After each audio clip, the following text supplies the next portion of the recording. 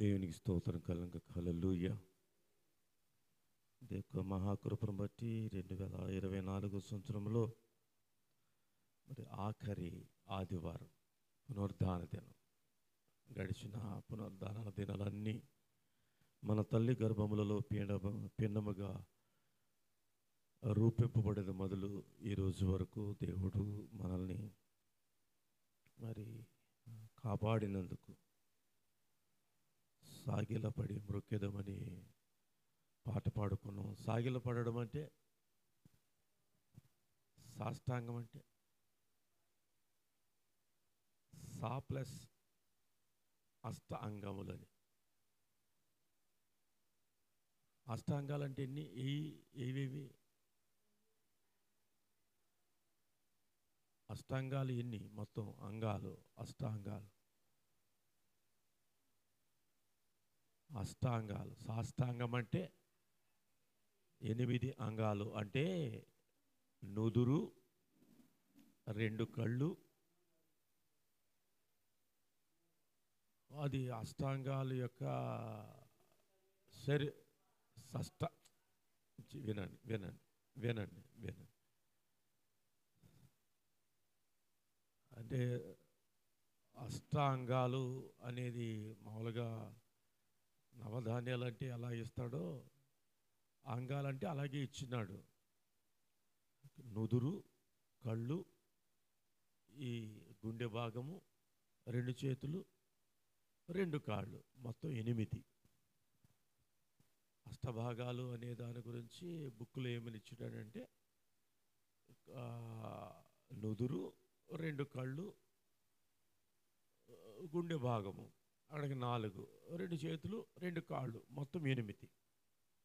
వాక్యం యొక్క ఉద్దేశం అదే. ఎందుకంటే మన యొక్క నుదురు అంటే జ్ఞానమునకు సాదృశ్యం. అది ఈ లోక సంబంధమైన జ్ఞానము వెర్రితనమును కలిగి చేస్తుందని వాక్యం సెలవిస్తూ ఉంది. మన జ్ఞానమును విడిచిపెట్టి యెహోవా యందు భయభక్తులు కలిగి జీవించడమే జ్ఞానమునకు మూలమని వాక్యం సెలవిస్తూ ఉంది.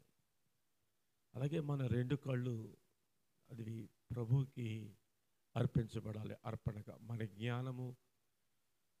మన జ్ఞానం ద్వారా సంపాదించినటువంటి ఆ యొక్క ఉద్యోగం కానీ, సంపద కానీ, గౌరవం కానీ, మరి ఏదైనా అది ప్రభు కొరకు అర్పణగా ఇవ్వబడాలి. మన కళ్ళు మనం చూసినది ప్రతిదీ కూడా మనము ఆశిస్తాము, కోరుకుంటాం. మనం ఏదైతే కోరుకున్నామో, ఏది ఆశించామో అది ప్రభు కొరకు మనము ఇవ్వగలగాలి. ఆ తర్వాత ఈ గుండె భాగము ఏంటంటే, ఈ గుండె భాగములో ఆ హృదయము, లేకపోతే మన గుండె, లేకపోతే అంతరంగము, ఆ సమస్తము కూడా ప్రభువుకు అర్పణగా ఇవ్వబడాలి. మన కాళ్ళు, మన చేతులు, మన నడవడిక, మనం చేసేటువంటి పని అన్నీ దేవునికి అర్పణగా ఇవ్వాలి. వారు అంటారు, యేసయ్య అంటాడు, మీ యొక్క వలలు విడిచి నన్ను వెంబడించమంటే వారు వెంటనే తమ వలలు, తమ చేతి పనిని విడిచి వారు నడిచినట్లుగా మనం చూస్తూ ఉన్నాం. మనం అంటే అన్ని జనులు మామూలుగా సాష్టాంగ నమస్కారంతో గుడి చుట్టూ ప్రదక్షిణ చేసేటట్లు కాదు. ఆత్మతోనూ సత్యముతోనూ అవి కాల్చబడాలి. అగ్ని చేత అవి దహించబడాలి. అవి బలిపీఠం మీద దహించబడినవై వాటన్నిటినీ సంపూర్తిగా ప్రభువుకి మనము అర్పించవలసిన వారమై ఉన్నాము. అదే వారు మరి మత్తయి సువార్తలో 2వ అధ్యాయంలో వారు సాగిలపడి నమస్కారం చేసినట్లుగా వారు ఆ నక్షత్రమును చూచి అత్యానంద భరితులై ఇంటిలోనికి వచ్చి తల్లి అయిన మరియను ఆ శిశువును చూచి సాగిలపడి అని వ్రాయబడింది. వారిని ఆరాధించిరి లేక పూజించిరి అని వ్రాయబడింది. మనం లూకా సువార్త 2వ అధ్యాయంలో మనం చూసినట్లయితే 14వ వచనం.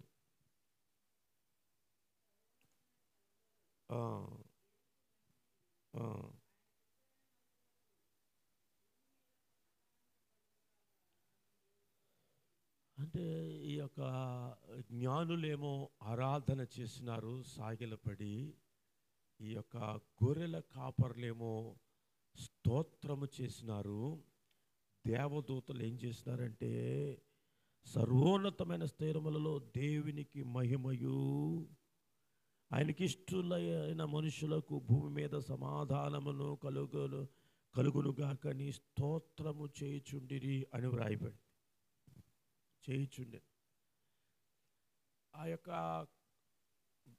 గొర్రెల కాపరులతో ఉండి పరలోకపు సైన్య సమూహము సర్వోన్నతమైన స్థలములలో దేవునికి మహిమయు, వెంటనే పరలోకపు సైన్య సమూహము కెరూపులు, సెరూపులు, గబ్రియేలు గారు, మిఖాయేలు గారు, పరలోకములో ఉన్న సమస్తము, అది ఇది అని కాదు, సమస్తం పరలోకపు సైన్య సమూహం. చాలా ఆశ్చర్యం. ఆ దూతతో కూడా ఉండి సర్వోన్నతమైన స్థలములలో, అంటే ఉన్నతమైన స్థలము, సర్వోన్నతమైన అంటే ఉన్నతమైన, అంటే ఉన్నతమైనది, ఎత్తైనది, సియోనులో దేవునికి మహిమయు, ఆయనకి ఇష్టలైన మనుషులకు భూమి మీద సమాధానమును కలుగునుగాకని దేవుణ్ణి స్తోత్రము చేస్తున్నారు. ఏమిటి వారి స్తోత్రము? వారి నోటి నుంచి వచ్చిన స్తోత్రం ఏంటి? దేవునికి మహిమయు, ఆయనకి ఇష్టలైన మనుషులకు భూమి మీద సమాధానము అంటున్నారు. ఆయనకి ఇష్టమైన వారికి. అందరికీ ఉండదండి శాంతి సమాధానం.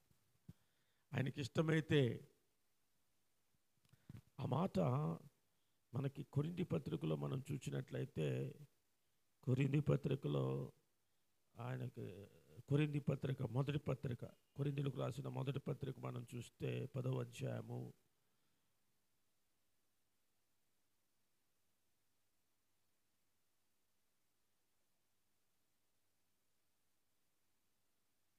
5వ వచనం.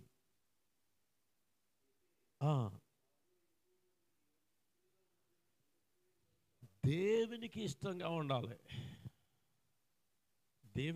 దేవుడు ఎంతసేపు మనతో ఉండాలనుకుంటాడో మనం కూడా అంతసేపు ఉండడానికి మనం ఇష్టపడితే ఆయన మనల్ని ఇష్టపడతాడు. మనం ఆయనను మనం ఎదుటి వారి దగ్గర మనం ఎవరిని ఎక్కువగా ఇష్టపడతాము?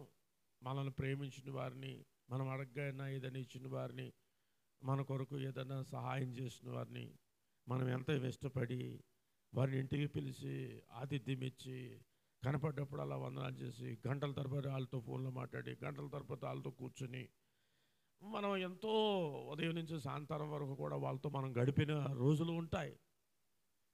మీరు మా ఇంటికి రండి అని చెప్పి గంటల తరబడి వాళ్ళు కూర్చుని కవులు చెప్పుకొని సంతోషించి ఎన్నో మనం చేస్తూ ఉంటాం. మన కొరకు ప్రాణం పెట్టిన యేసయ్యతో మనం కలిసి కూర్చోవడానికి మనకి ఇష్టం లేకపోతే గంటల తరబడి, రోజుల తరబడి అలాగే మనం మనకు ఆయన మనకి ఎంత ఇష్టమో దాని రుజువును మనం చూపించాలి. సాష్టాంగ నమస్కారం యొక్క దాని రుజువు అదే. వాళ్ళు చెప్పారండి, మీరు సాష్టాంగ పడాలని జ్ఞానులతోటి. వాళ్ళు ఆటోమేటిక్గా వారు ఆయనను చూడగానే అత్యానందుర భరితులై సాగిలపడి ఆరాధన చేసినారండి. అంటే వారి భాషలో పూజించిరి అని,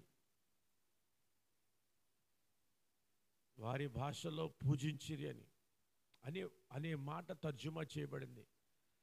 వారి భాషలో, వారి పరిభాషలో, వారి వాడుక భాషలో వారు పూజించేవారుగా ఉన్నారు కనుక పూజ అనేటువంటి ఒక పదజాలం అక్కడ ఉపయోగించబడింది. వారు తమ వ్యయ ప్రయాసలకు ఓర్చి అష్టాంగములను ఆయనకు అక్కడికి వచ్చి ఆయనకు సమర్పించినారండి. ఎందుకంటే వారు జ్ఞానులు, తమకున్నటువంటి ఆ జ్ఞానమును వారు వ్యర్థపరుచుకోలేదు. ఈ లోక సంబంధమైన వాటిని మాత్రమే కాకుండా పరలోక సంబంధమైన వాటిని కూడా వారు తమ జ్ఞానము ద్వారా వారు తెలుసుకున్నారు. అందుకనే దేవుని యొక్క పరిశుద్ధ గ్రంథంలో వారికి దేవుడు జ్ఞానులని నామకరణం చేసినాడండి, పేరు పెట్టినాడు. ఏమిటి జ్ఞానం అంటే ఈ లోక జ్ఞానము బట్టి కాకుండా పరలోకపు జ్ఞానము ద్వారానే పరలోకపు దేవుణ్ణి వారు తెలుసుకోగలరు. కానీ ఈ లోక సంబంధమైన జ్ఞానము ద్వారా ఏ మానవుడు దేవుణ్ణి తెలుసుకోలేడు. వారు ధర్మశాస్త్రములో దాగి ఉన్నటువంటి యేసయ్య యొక్క నక్షత్రాన్ని వారు ఎంతో జ్ఞానయుక్తముగా చాలా సెర్చ్ చేసి తర్జన భర్జన చేసి దానిని పరిష్కారముగా తెలుసుకొని వారు నిర్ధారణ చేసుకొని అంత దూరము ప్రయాణము చేసి వారు బెత్లెహేము వరకు ప్రయాణం చేసినారండి. దేవుని స్తోత్రం కలంగా గలిలయ. యెరూషలేము వరకు వారు ప్రయాణం చేసినారండి. ఆయన ఎక్కడున్నాడంటే యెరూషలేములో ఉన్నాడు, ఆయన బెత్లెహేములో ఉన్నాడు. ఆ గొర్రెల కాపర్ల గురించి వ్రాయబడింది. వారు బెత్లెహేము వరకు వారు వెళ్ళి చూద్దాము రండి ఒకరినొకరు చెప్పుకున్నారు. బెత్లెహేము వరకు వారు ప్రయాణం చేసినట్లు అక్కడ వ్రాయబడుతూ ఉంది. ఇది ఇలాగ పట్టుకుని 10వ అధ్యాయాన్ని ఇలాగ పట్టుకుని మనం ఒకసారి ఈ యొక్క లూకాసు వార్త 2వ అధ్యాయం 20వ వచనాన్ని ఒకసారి మనం చూస్తే, అంతటా ఆ గొర్రెల కాపర్లు తమతో చెప్పబడినట్లుగా తాము విన్న వాటిని కన్నవాటినన్నిటిని గూర్చి దేవుని మహిమపరచుచు స్తోత్రము చేచు తిరిగి వెళ్ళిరి. అక్కడ జ్ఞానులు ఆయనను మహిమపరిచినారండి. ఎట్లా మహిమపరిచినారంటే సాష్టాంగపడి వారు తమ పెట్టెలు విప్పి బోళము బంగారము సాంబ్రాణి ఆయనకు సమర్పించి ఆయనను మహిమపరిచినంటే ఆయనను ఘనపరిచినారు.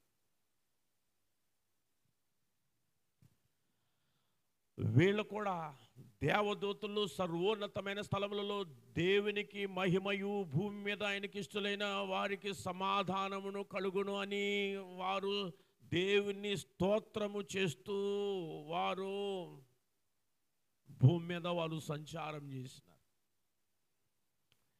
అలాగే ఈ యొక్క గొర్రెల కాపర్లు కూడా దేవుని మహిమపరచుచు స్తోత్రము చేయొచ్చు తిరిగి వెళ్ళినారు. విన్న వాటిని కన్న వాటిని గూర్చి అని వ్రాయబడింది. వారు విన్నారు. ఎవరి ద్వారా విన్నారో? దేవదూతలు కూడా సర్వోన్నతమైన స్థలములలో దేవునికి మహిమాని సర్వోన్నతమైన స్థలములో ఉన్నటువంటి ఆ యొక్క మరి సైన్య సమూహము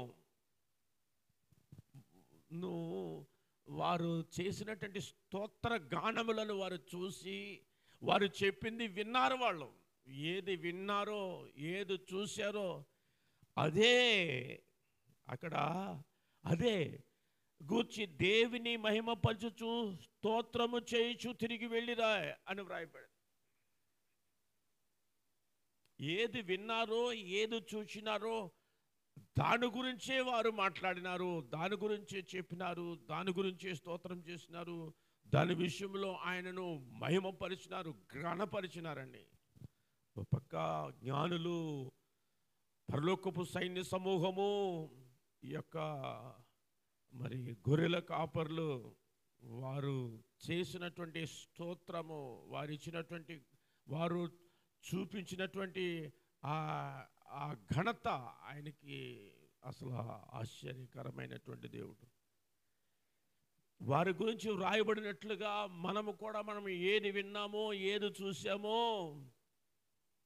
మనకి ఆ వార్త వచ్చింది యేసయ్య పుట్టాడని మన కొడుకు ఆ వార్త విన్నాము అని అంటే ఆ వార్తతో పాటు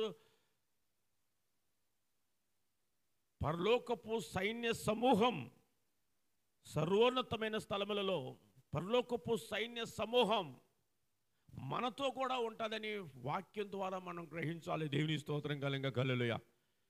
ఆ వర్తమానము దేవుని ఆత్మ మనతో మాట్లాడుతూ ఉండగా పరలోకపు సైన్య సమూహము మన మధ్యలో ఉండి దేవుని యొక్క స్వరము మనకి వినిపించబడుతుంది. ఆ యొక్క కొరింథీ పత్రికను ధ్యానం చేయబోయే ముందు మరొక ప్రకటన గ్రంథము 5వ అధ్యాయాన్ని మనం చూసినట్లయితే, ప్రకటన గ్రంథము 5వ అధ్యాయాన్ని మనం చూసినట్లయితే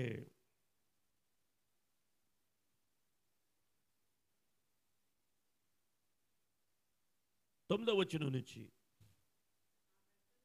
ఆ పెద్దలు నీవు ఆ గ్రంథమును తీసుకొని దాని ముద్రలు విప్పుటకు యోగ్యుడవు, నీవు వధింపబడిన వాడవై నీ రక్తమిచ్చి ప్రతి వంశములోను ఆయా భాషలు మాట్లాడే వారిలోను ప్రతి జనములోను ప్రతి జనములలోను దేవుని కొరకు మనుషుల కొరకును కొని మా దేవునికి వారిని ఒక రాజ్యముగాను యాజకులుగాను చేసేటివి గనుక వారు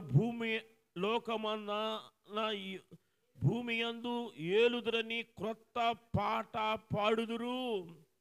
మరియు నేను చూడగా సింహాసనమును జీవులను పెద్దలను ఆవరించి ఉన్న అనేక దూతల స్వరము వినబడెను.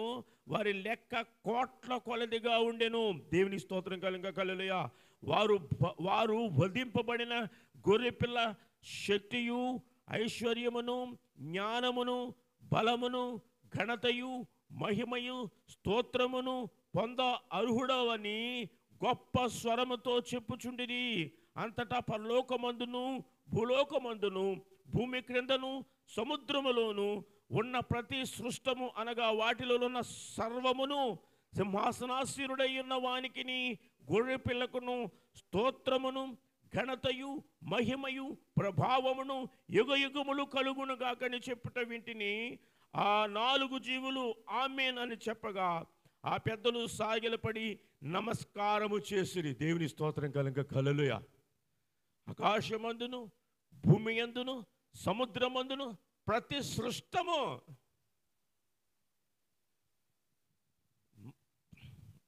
ఆరాధన చేసే విషయంలో అది మహా సంతోషకరమైన సువార్తమానము. మనం విన్నప్పుడు ఏదైనా సంతోషకరమైన వార్త విన్నప్పుడు మనం కూడా ఎంతో సంతోషిస్తాం.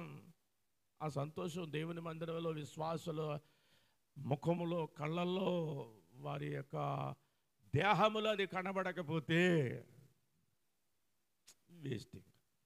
ఆ కార్యము పరిశుద్ధాత్మక కార్యం ఎలాగుంటుంది అని అంటే, ఇప్పుడు చదవబడిన భాగం వారు అత్యానందభరితులై సంతోషంతో ఆ యొక్క పరలోకపు సైన్య సమూహము కానీ జ్ఞానులు కానీ ఆ గొర్రెల కాపరులు కానీ వారి యొక్క ఆనంద కేకలో సంతోష గానములు పాటలు పాడుచు పరలోకపు సైన్య సమూహము పరలోకములో కోట్ల కలిది దోతలు ఆరాధన స్తుతి మహిమ ఘనత ప్రభావములో సాగిలపడి అసలు వారు తమ కిరీటములు తీసివేసి ఆయనను ఆరాధిస్తూ ఆయనను స్తుతిస్తూ ఆయనను ఘనపరుస్తూ ఉన్న విధానం అంటే ఆరాధన సమయం అలాగ ఉండాలి.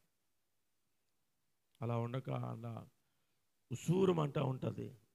చాలా చోట్ల వాయిద్యాలు ఉండి జనం ఉంటే అది వేరుగా ఉంటుంది.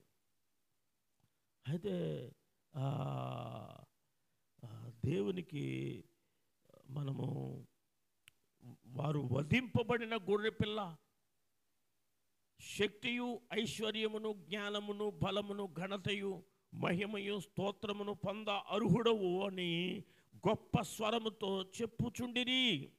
అదే మన జ్ఞానం వలన సంపాదించినటువంటి ఐశ్వర్యము కానీ లేకపోతే ఆస్తులు కానీ వాహనాలు కానీ ఇవన్నీ కూడా మన ఇంట్లో ఉన్నటువంటి సమస్తము కూడా ఆకాశమందును భూమి అందును సముద్రమందును ఆయన సృష్టి అంతా కూడా ఆయన కొరకు మన చేతుల కష్టార్జితము, మన నడవడిక, మన కంటి ద్వారా అనేకమైనటువంటి వాటిని చూసినప్పుడు బాడీ అంతా కూడా పనిచేసినట్లుగా ఈ దేవుని విషయంలో మనము ఆ రీతిగా, అది ఆయనకి ఇష్టం. అందుకనే కొరింథీ పత్రికలో 10వ అధ్యాయాన్ని మనం చూసినట్లయితే 5వ వచనంలో, అయితే వారిలో ఎక్కువ మంది దేవునికి ఇష్టలుగా ఉండకపోయిరి గనుక అరణ్యములో సంహరింపబడిరి. అంటే నరుకుతాడని అర్థం. సంహారం అంటే నరకడం, చంపడం, కఠినమైన పదం. ఆయనకి ఇష్టం, ఆయనకి ఏది ఇష్టమో అది చెయ్యాలి, ఆయనకు సమర్పించాలి. ఆయనకి బంగారము సమర్పించాలి, బోళము సమర్పించాలి, సాంబ్రాణి సమర్పించాలి. సాంబ్రాణి కుటుంబానికి సాదృశ్యం. ఎందుకంటే కుటుంబంలో పుట్టినటువంటి బిడ్డకు ఆ యొక్క సాంబ్రాణి వేసినప్పుడు ఆ బిడ్డకు ఏ విధమైనటువంటి స్నానం చేయించిన తర్వాత ఏ విధమైనటువంటి ఆ క్రిములు ఆ బిడ్డ మీద పని చేయకుండా ఆ సాంబ్రాణి వేసినప్పుడు ఆ ఇల్లు అంతా సాంబ్రాణి యొక్క వాసనతో నిండిపోద్ది. దేవుని స్తోత్రం కలంగా హల్లెలూయా. అంటే అది కుటుంబానికి సాదృశ్యం.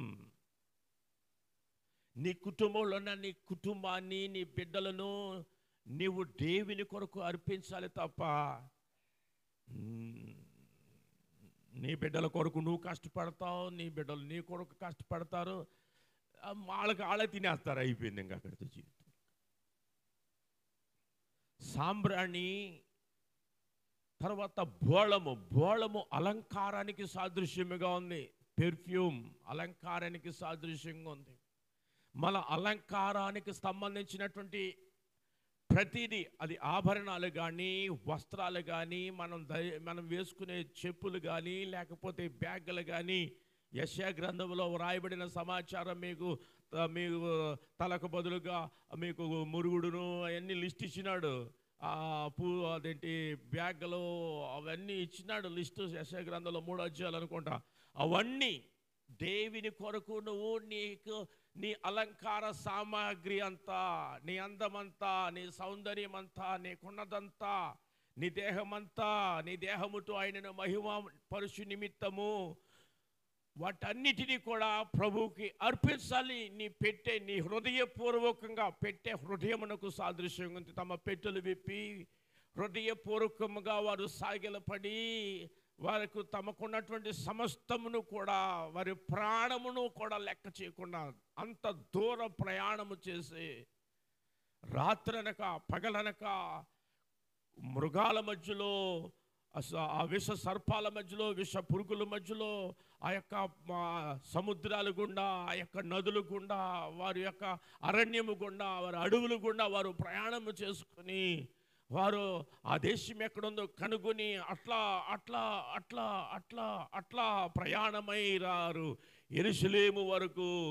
వారు బెత్లెహేము వరకు ప్రయాణం చేసినారు. వారు తమ ప్రాణమునకు తెగించి, ఎందుకంటే కేవలము వాళ్ళు అన్నమాట, యూదులకు రాజుగా పుట్టినవాడు ఎక్కడ, మేము ఆయనను ఆరాధింపవచ్చితేమన్నారండి. దేవుని స్తోత్రం కలంగా హల్లెలూయా. ఆరాధించడానికి, నీ సమస్తమును ఆయనకి అర్పించడానికి,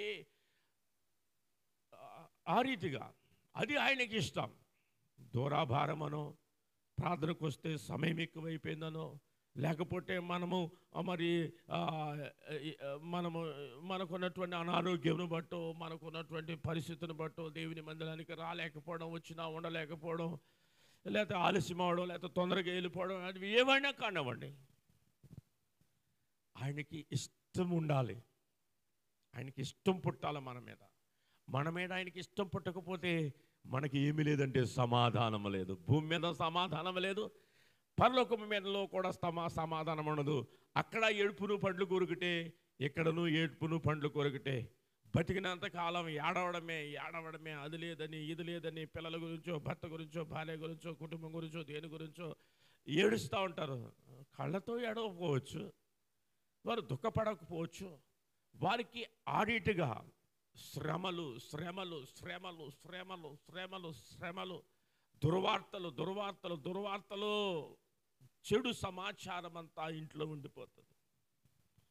అందుకనే దేవుడు చెప్తున్నాడు, అయితే వారిలో ఎక్కువగా దేవునికి ఇష్టలుగా ఉండలేకపోయారు కనుక అరణ్యములో సంహరింపబడిరి. వారు ఆశించిన ప్రకారము మనము చెడ్డ వాటిని ఆశింపకుండానట్లు ఈ సంగతులు మనకు దృష్టాంతములుగా ఉన్నవి. జనులు తినుటకును త్రాగుటకును కూర్చుని ఆడుటకు లేచిరి. దేవుని స్తోత్రం కలంగా గలలుయా. పండగంటే తినడం త్రాగడం, అది దేని వాళ్ళేమో మనం కూల్ డ్రింక్ తాగుతాం, మనం అంటే ఏదో జలుబు చేస్తుందని మనం తాగపోవచ్చు. కూల్ డ్రింకులు తాగేవాళ్ళు ఉన్నారు. తినడం కొండలు వండుకు తింటారు. బంధువుల కొరకు, స్నేహితుల కొరకు, వాళ్ళ కొరకు, వీళ్ళ కొరకు తయారు చేసుకుని వాళ్ళు తింటారు. మనం ఎప్పుడు కూడా మనం పేదవాళ్ళని మనం జ్ఞాపకం చేసుకోమని వాక్యం సెలవిస్తాం. మనం కట్టుకుని మనం బంగారాలు ధరించి, వస్త్రాలు ధరించి, పువ్వులు పెట్టుకుని అబ్బో మామూలుగా అక్కడ ఇష్టలైన వారికి అని అన్నాడు. ఆయనకి ఇష్టముగా లేరన్నాడు. ఇక్కడ ఆయనకి ఇష్టలైన వారికి భూమి మీద సమాధానము లేకపోతే వారికి సమాధానం లేదండి. వారికి సమాధానం లేదు, కానీ వారు చాలా సంతోషంగా ఉన్నారు. దేవుని స్తోత్రం కలంగా కలలయ్య. ఏంటండి, వారికి సమాధానం లేదు అంటే వారికి యేసయ్య లేడు. అంటే సమాధానానికి నిర్వచనము శాశ్వతమైన శాంతి సమాధానం వారికి లేవు. తాత్కాలికమైన ఆ క్షణములోనే, ఆ తర్వాత మళ్ళీ అప్పులోడు వస్తాడు.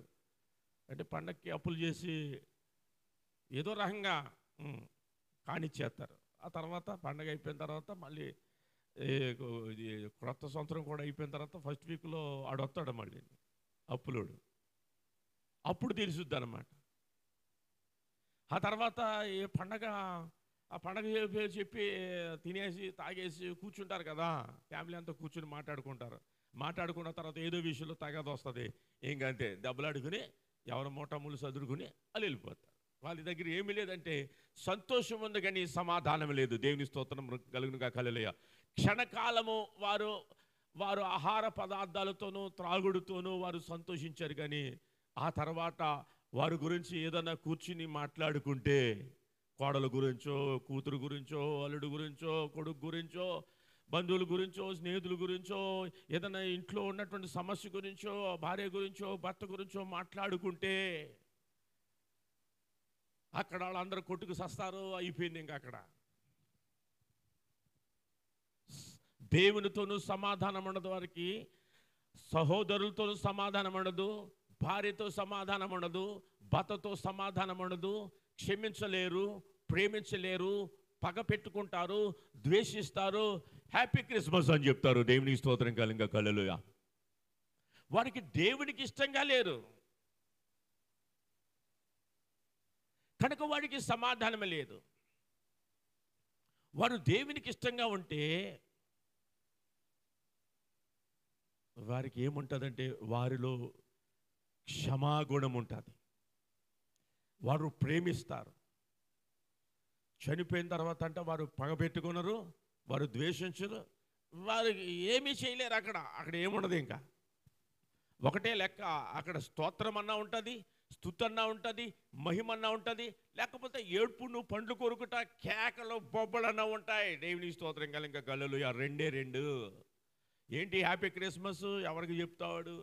వాడు భార్యతో సమాధాన పడ్డు, ఎవడికో హ్యాపీ క్రిస్మస్ చెప్తాడు. తన భర్తతో సమాధాన పడదు, హ్యాపీ క్రిస్మస్ ఎవరికో చెప్తారు. బిడ్డలతో సమాధాన పడరు, అన్నదమ్ములతో సమాధాన పడరు, స్నేహితులతో సమాధాన పడరు, అక్క చెల్లెలతో సమాధాన పడరు, సంఘముతో సమాధాన పడరు, లోకముతో సమాధాన పడరు, దేవునితో సమాధాన పడరు. Happy Christmas, happy new year, happy Easter, happy birthday, అంతే. అన్నదమ్ముల మధ్యలో సఖ్యత లేదు, తల్లిదండ్రులతో సఖ్యత లేదు, బిడ్డలతో సఖ్యత లేదు, కుటుంబంతో సఖ్యత లేదు. హ్యాపీ క్రిస్మస్ అంటే, హ్యాపీ అంటే సంతోషం. వారి ఇంట్లో ఏముందంటే సంతోషం ఉంది. సంతోషం ఆడ ఉంటుందంటే అక్కడ కొండలు వండుకుని తినటంలో సంతోషిస్తారు. వాడి మధ్యలో సమాధానం లేదు. దేవుని స్తోత్రం కలంక కలలోయ. ఇష్టం లేకుండానే కలుసుకుంటారండి పండగ వచ్చుతా అంటే. ఇష్టం లేకపోయినా పిలిచారు కనుక వెళ్ళాలి. తల్లిదండ్రులకి దగ్గరికి వెళ్తారు, ఫ్యామిలీ వెళ్తుంది, ఇష్టం లేకపోయినా వెళ్తారు. అలాగే నిష్ఠూరంగా కూర్చుంటారు, నిష్ఠూరంగా మాట్లాడతారు. నాకు అది చేయలేదు, ఇది చేయలేదు, ఏనాడన్నా నా కొడుకు ఏదైనా కొన్నావా, నా కూతురికి ఏదైనా కొన్నావా, నాకు ఏదైనా ఎప్పుడన్నా నాకు ఒక చీర కొన్నావా, లేదా నాకు ఏదైనా ఒక ప్యాంటు కొన్నావా, లేదా నాకు ఒక సొక్క కొన్నావా, లేకపోతే నాకు ఏదైనా బంగారం కొన్నావా, దెబ్బలాడుకు చస్తారు. ఆ యొక్క మనస్తాపనతో వారి కుటుంబాలలో సమాధానం లేదు, కానీ సంతోషం ఉంటుంది. దేవుని స్తోత్రం కలంగా కలలోయ. వారికి ఇశ్రాయేలీయులకు వారికి సంతోషముగా వారు ఏం చేసినారంటే ఒక వారి ఆభరణాలన్నీ తీసి పోతపోయేగా అది దూడ ఆయనను వ్రాయబడింది. దేవుని స్తోత్రం కలంగా కలలోయ. నీవే ఇశ్రాయేలు అని చెప్తా ఉన్నాడు. ఐగుప్తు నుంచి విడిపించిన వాడివి నీవే అంటే 10వ అధ్యాయము విషయంలో మనకి ఆయనకి ఇష్టముగా లేరు ఇశ్రాయేలు ప్రజలు అని అంటే దేని విషయంలో ఇష్టంగా లేరు అన్నీ తెలిస్తే తప్ప నువ్వు ఏ విషయంలో ఇష్టంగా లేవో దుష్టాంతములుగా ఉన్న విషయాలు వారికి మనకి బుద్ధి కలగడానికి వ్రాయబడి ఉన్నాయని వ్రాయబడింది. దేవుని స్తోత్రం కలంగా కళ్ళులోయ.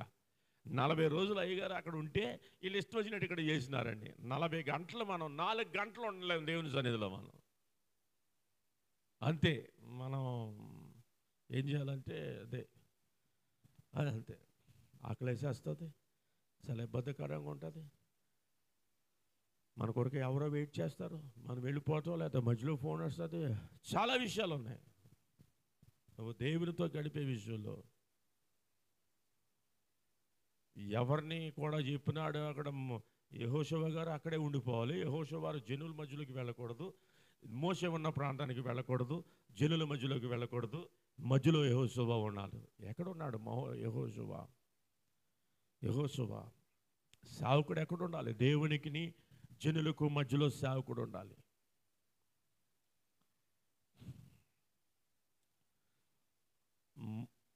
మోషే గారు యెహోవాతో మాట్లాడడానికి హోరేబు కొండ మీదకి వెళ్ళినప్పుడు హోరేబు కొండ కింద ఈయన యెహోషువ గారు ఉన్నారు. యెహోషువ ఇప్పుడు మోషేకి తర్వాత ప్రాతినిధ్యం వహించడానికి ఇక్కడ తరఫీదు పొందుతా ఉన్నాడు. దేవుని స్తోత్రం కలంగా కల్లెలూయ. ఆయనకి ఏ సమాచారం తెలియదు. దేవుడు మోషేకి ఏమి సెలవిచ్చినా ఏ సమాచారం తెలియదు. మోషే మాట విని పైకెక్కిపోతే ఈయన కింద అట్టానే ఉన్నాడు, జనుల మధ్యకి వెళ్ళలేదు. ఒకడు ఉండి నేను పైకి వెళ్ళి వస్తాను అన్నాడు. పైకి వెళ్ళి వస్తానంటే మనం ఎంతసేపు చూస్తాం? ఒక గంట ఒక రోజు చూస్తాం. పోనీ సాయంత్రం దాకా చూడం కదా, పొద్దుగుకితే ఇంటికి వెళ్ళిపోతాంగా. మరి వెళ్ళలేదు యెహోషువ. యెహోషువ వెళ్ళలేదు. అది దేవుని మాటకు కట్టుబడి లోబడి ఉండడం అంటే అదే ఆరాధన చేయడం. అంటే దహన బలులు అర్పించుట కంటే, పొట్టేళ్ళు రక్తం అర్పించుట కంటే మాట వినుట శ్రేష్టను. మాట వింటే అదే ఆరాధన. మాట వినం ఎన్నైనా చేస్తామని ఆయన మాటకు లోబడం. తింటున్నారు, తాగుతున్నారు, బట్టలు కట్టుకున్నారు, పూలు పెట్టుకున్నారు, ఇష్టానుసారంగా గంతులేస్తా ఉన్నారు. ఆహారోను నోటి మాటతో కూడా వారిని గద్దించలేదు. దేవుని స్తోత్రం కలంగా కలలుయ. ఏంటి నువ్వు ఈ పని ఏంటని అడిగినాడు ఆహారోన్ని మోషే. వీళ్ళని చంపేస్తారేమో భయపడి నేను వాళ్ళకి ఏమి ఆ మాటని మనం చూస్తే అక్కడ వాళ్ళిద్దరు యొక్క మాట చూస్తే చూద్దాం. అక్కడ అది నిర్గమకాండము అనుకుంటా 25వ వచనం. ఈ దొంగ సావకులు 32వ అధ్యాయం నిర్గమకాండము 25వ వచనము. వీళ్ళు ఏమనకూడదు పాత్రలు. మరి 32వ అధ్యాయము 25వ వచనం. ప్రజలు విచ్చలవిడిగా తిరుగుట మోషే చూచెను. వారు విరోధులలో వారికి ఎగతాళి కలుగునట్లుగా అహరోను విచ్చలవిడిగా తిరుగుటకు వారిని విడిచిపెట్టి ఉండెను. ఎవరికంటండి? వారి విరోధులలో వారికి ఎగతాళి కలిగినట్లు. అంటే అన్య జనుల మధ్యలో ఎగతాళి. ఎంత వెచ్చలివిడితనానికి ఈ సావుకులు విడిచిపెట్టేస్తున్నారు. ఆడిచ్చే కవర్ కోసం. ఆడు ఎంత వాళ్ళని పొగిడితే అంత పెద్ద కవర్ వచ్చింది ఆడికి. చూస్తూ ఉన్నాను చాలామందిని విశ్వాసుల దగ్గర కవర్లు దోచుకోవడం, మళ్ళీ ఆ కవర్లో కొన్ని కవర్లు తీసి మళ్ళీ వీడికి ప్రసంగికుడికి ఇవ్వడం అయిపోయింది. ఇంకా అక్కడితో పరిస్థితి అంతే. వాడు ఆడుటకు కూర్చుని తినుటకు కూర్చుని మరి ఆ తినుటకును త్రాగుటకును కూర్చుని ఆడుటకు లేచి వారి ఇష్టానుసారంగా వారు ప్రవర్తిస్తే అక్కడ భోజనాలు జరుగుతూ ఉంటాయి, ఇక్కడేమో పాటలు పాడుతూ ఉంటారు. అక్కడ భోజనాలు జరుగుతుంటాయి, ఇక్కడ డ్యాన్స్ వేస్తూ ఉంటారు. అక్కడ భోజనాలు జరుగుతుంటాయి, ఇక్కడేమో బొకేలు ఇచ్చుకుని ఒకరినొకరు సత్కరించుకుంటూ ఉంటారు. అంతే. అక్కడ ఒక 10 నిమిషాలు వీడు ఎక్కడి నుంచో దూరం నుంచి వస్తాడు. వీడికేమో ఆడికి ఒక కవర్ ఇస్తారు కనుక ఆడికి ఎంతసేపు చెప్పినా ఆడికి సంబంధం లేదు. ఆడికి కవర్ వీడికి వచ్చేస్తుంది.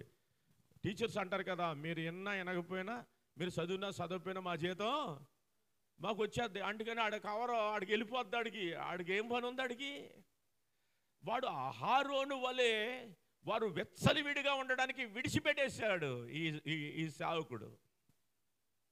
ఎంత దుర్మార్గత జరిగిపోయింది అక్కడ. ఈరోజు వరకు వారి జీవితాల్లో దూడ పోలేదండి. ప్రపంచం అంతా అది తిరుగుతూ ఉంది.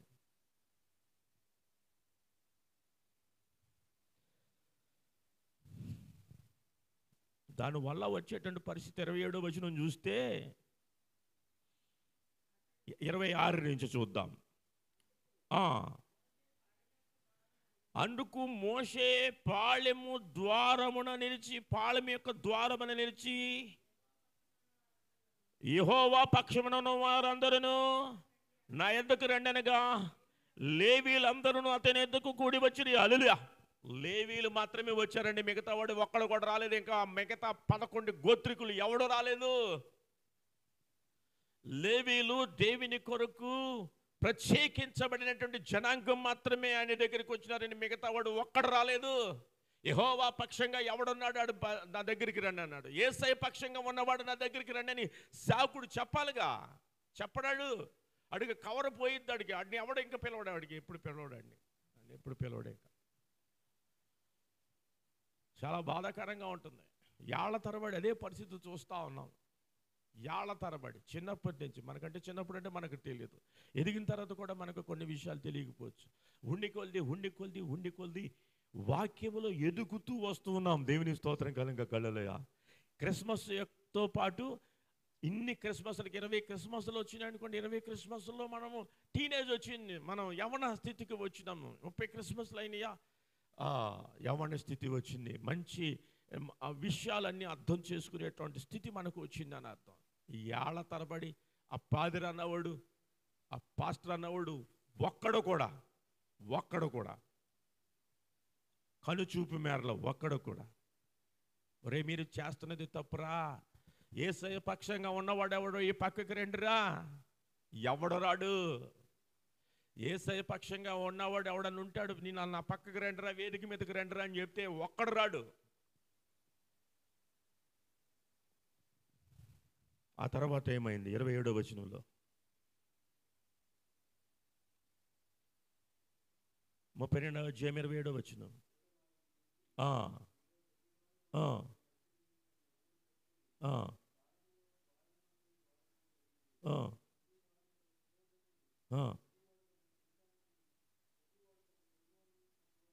పొడవద్దా మరి? నేను వాట్సాప్ పెడితే, మెసేజ్ పెడితే, ఎక్కడైనా వాక్యం చెప్తే చంపేస్తున్నారు, పొడిచేస్తున్నారు, కత్తేసుకొచ్చాడు అంటారు. పొడవద్దా మరి? తన సహోదరుడు ఏం చేయాలంట? పొడిచి చంపేయాలి. చంపకపోతే తెగులు ద్వారా చస్తారు. నువ్వు చంపకపోతే నువ్వు కూడా వాటితో పాటు చస్తావు.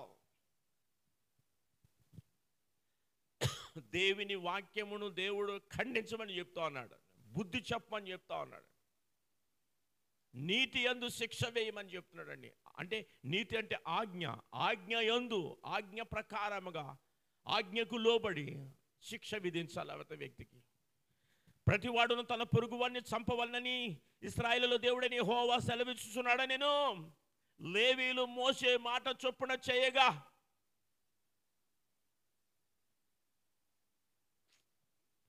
ఆ దినమున ప్రజలలో ఇంచుమించు 3,000 మంది కూలిరి. అంటే ఇలా పొడవగానే ఏం చేశారండి? ఇలా పొడవగానే ఏమయ్యాడు? అలా పడిపోయాడు అనమాట. ఏలయనగా మోషే వారిని చూచి, నేడు యెహోవా మిమ్మును ఆశీర్వదించినట్లు మీలో ప్రతివాడు తన కుమారుని మీదను పడియే గాని తన సహోదరుని మీద పడియే గాని యెహోవాకు మిమ్ముని మీరే ప్రతిష్ఠ చేసుకొనిడనెను. దేవునికి స్తోత్రం కలుగుగా. హల్లెలూయా. మనల్ని మనం ప్రతిష్ఠించుకోవాలి, మనల్ని మనమే పవిత్రపరుచుకోవాలి. వాటన్నిటిని తీసివేయాలి, అలాంటి వారిని తీసివేయాలి. వాక్యం ఆడిటిగా మనకు బోధిస్తుంది. లేకపోతే మన ఆరాధన, మన స్తుతి చెల్లదు. సాష్టాంగపడాలి, ఆయన మాట వినాలి, ఆయనకు లోబడాలి. మన అంగాలు అష్టాంగాలు కూడా ప్రభు కొరకు సమర్పణగా వాటిని ఇవ్వాలి. దేనితో పాటు అంటే బంగారముతో పాటు, బంగారము దేనికి సాదృశ్యంగా ఉంది? పరిశుద్ధతకు సాదృశ్యంగా ఉంది. హల్లెలూయా. సాంబ్రాణి కుటుంబానికి, బోళము మన అలంకారానికి సాదృశ్యంగా ఉంది, మన సౌందర్యానికి, మన అందంగా కనపడడానికి తీర్చిదిద్దే ప్రతిదీ కూడా బోళము క్రిందకి వస్తుంది అన్నమాట. బంగారము అంటే నేను వెండి వేసిన వాటిని కాదు, నిన్నే నేను పుటమి వేషితిని నిన్ను శుద్ధి చేయడానికి. బంగారమును శుద్ధి చేసినట్లుగా దేవుడు మనల్ని శుద్ధీకరిస్తాడు. హల్లెలూయా.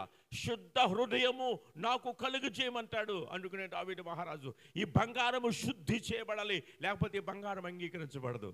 నా బంగారమే అంటాం కదా. పిల్లల్ని ఎత్తుకుని ముద్ద ఎత్తుకుని ఆడింటారు. ఆడరేపోతున్నా ఎదిగిన తర్వాత ఎవరినో తీసుకుపోతాడు. అప్పుడు తెలుస్తుంది, అప్పుడు దాకా తెలియదు. అప్పుడు నా బంగారమేనా? బంగారం అనేది పుటమే వేయబడితేనే కానీ అది బంగారమో కాదో తెలియదు. హల్లెలూయా.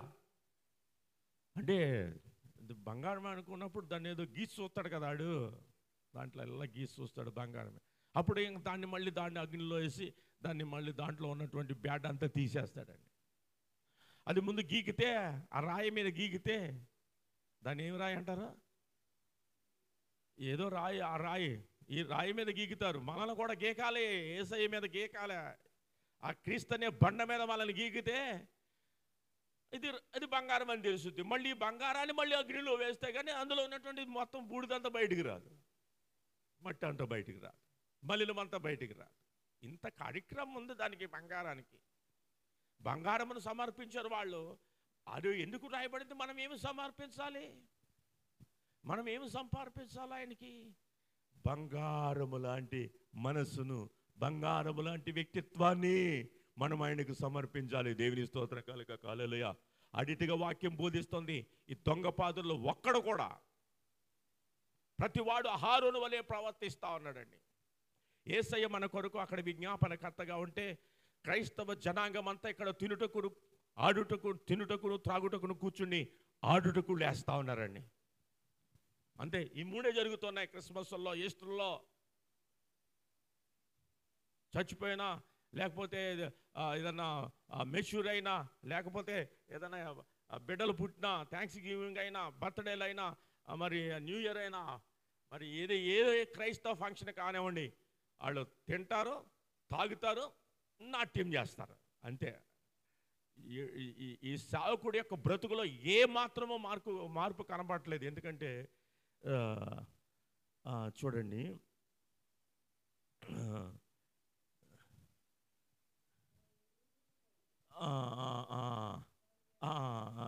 19వ వచనము.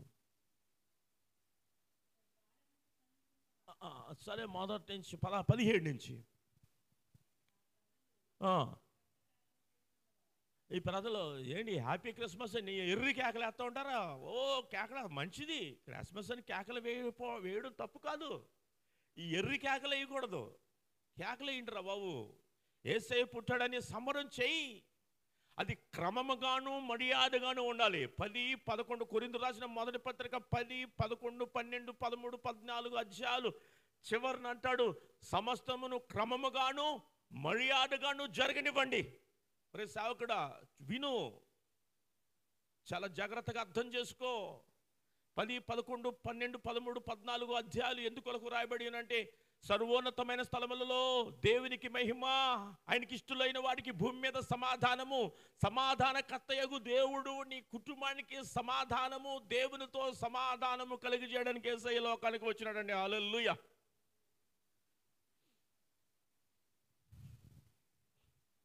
అంటాడు అంటాడు 17వ వచనంలో, పెద్ద కేకలు వేచుండగా యెహోషువ ఆ ధ్వని విని పాళెములో యుద్ధ ధ్వని మోషేతో అనగా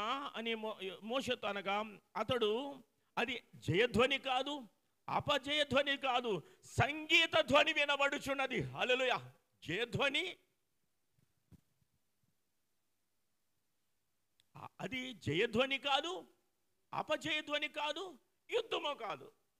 అక్కడ యుద్ధమన్నా జరగాలి, ఓడిపోన్నా ఓడిపోవాలి, గెలుపన్నా గెలుపొందాలి. ఈ మూడు జరగట్లేదండి. సంగీత ధ్వని వినబడుచున్నది. ఈడు పాటలు పాడేవాడు, ఈయన ప్రత్యేకంగా తీసుకొస్తారండి డబ్బులు ఇచ్చి. వాయిద్యాలు వంచివాడిని ప్రత్యేకంగా తీసుకొస్తారు. ఏం జరుగుతుంది? వాడు డబా డబా డబా డబా కొడుతూ ఉంటాడు, ఈడు సింగర్ ఉంటాడు కదా, ఆడు ఊగిపోయి పాడుతూ ఉంటాడు, వీళ్ళు కూడా ఊపుతూ ఉంటాడు. అదే జరిగేది. సంగీత ధ్వని నేటి క్రైస్తవ సంఘాలలో ఎక్కువగా వినబడేది సంగీత ధ్వని. పాటలే పాటలు, ఈ చివరి నుంచి ఆ చివరి దాకా పాటలు పాటలు పాటలు.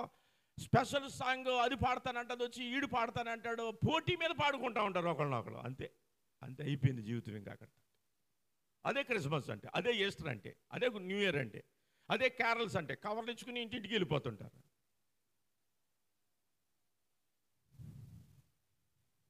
హ్యాపీ క్రిస్మస్ అంటే అర్థం ఏంటి?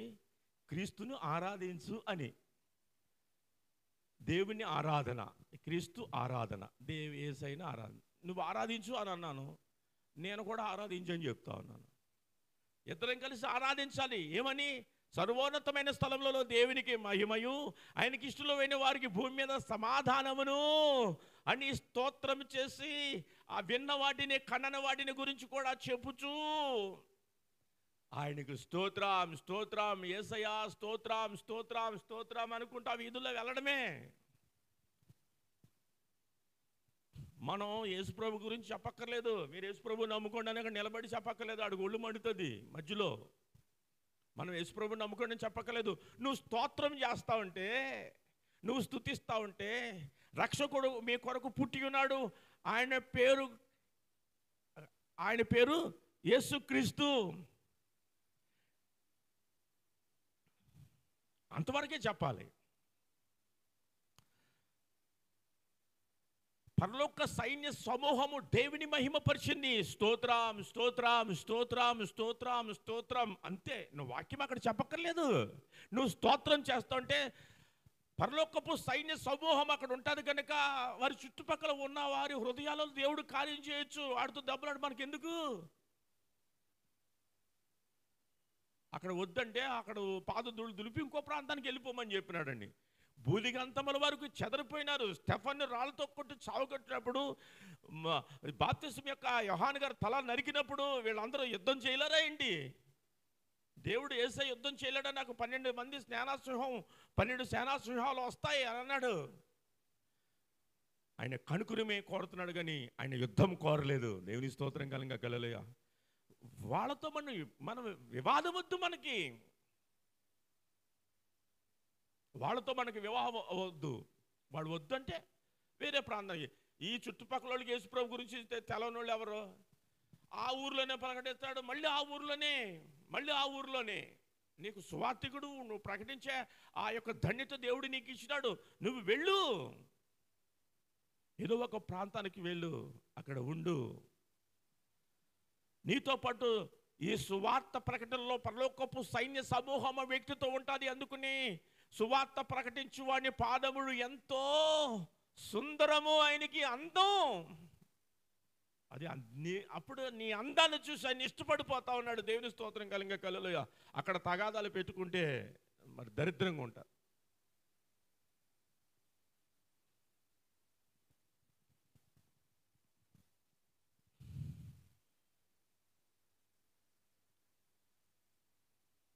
వారు బెత్లెహేము వరకు, వారు ఎక్కడికి వెళ్ళారండి? బెత్లెహేము వరకు, యెరూషలేము వరకు. యూదులకు రాజుగా పుట్టిన వారినేమో జ్ఞానులు వెతుక్కుంటూ వెళ్ళినారండి. రక్షకుణ్ణి వెతుక్కుంటూ గొర్రెల కాపర్లు వెళ్ళినారండి. హల్లెలూయా. ఈ గొర్రెల కాపరులైనటువంటి మనకి ఆయన రక్షకుడు. హల్లెలూయా. గొర్రెలమైన మనకు ఆయన రక్షకుడు, ఆయన ప్రధాన కాపరి, గొర్రెల కొరకు కాపరి. ఆయన కాపరి అయితే మనం గొర్రెలము. మనము రక్షకుడిని ఆరాధించాలి, వారేమో రాజును ఆరాధిస్తున్నారు. లోకానికి ఆయన రాజు, మనకి రక్షకుడు. హల్లెలూయా. లోకమునకు ఆయన ఎవరండి? రాజు, మనకి రక్షకుడు. వారితో మనతో అందరితో పరలోకపు సైన్య సమూహం ఉన్నది. హల్లెలూయా. వారి యొక్క జ్ఞానుల యొక్క ప్రయాణం అంతటిలో వారికి నక్షత్రము తోడుగా ఉన్నది. ఆ యొక్క యేసయ్య వారికి తోడుగా, వారికి ముందుగా నడుచుచూ ఉన్నాడు. పరలోకపు సైన్య సమూహము వారు వెంట వెళుతూ ఉన్నది. దేవుని స్తోత్రం కలిగ హల్లెలూయా. వారు ఏ ఆటంకము లేకుండా, ఆటంకము కలగకుండా వారు తమ ప్రయాణాన్ని సంపూర్తి చేసి ఆయనను చూచారు. హల్లెలూయా. ఒక్కరు కూడా మిస్ కాలేదు, ఏ అంతరాయం కలగలేదు, ఏ ఇబ్బంది కలగలేదు. వారు నెలల తరబడి వారు తమ ప్రయాణాన్ని కొనసాగించినప్పటికీ వారికి ఏ హాని సంభవించలేదు. దేవుని స్తోత్రం కలిగ హల్లెలూయా. తమ ప్రాణమునకు హాని కలగలేదు.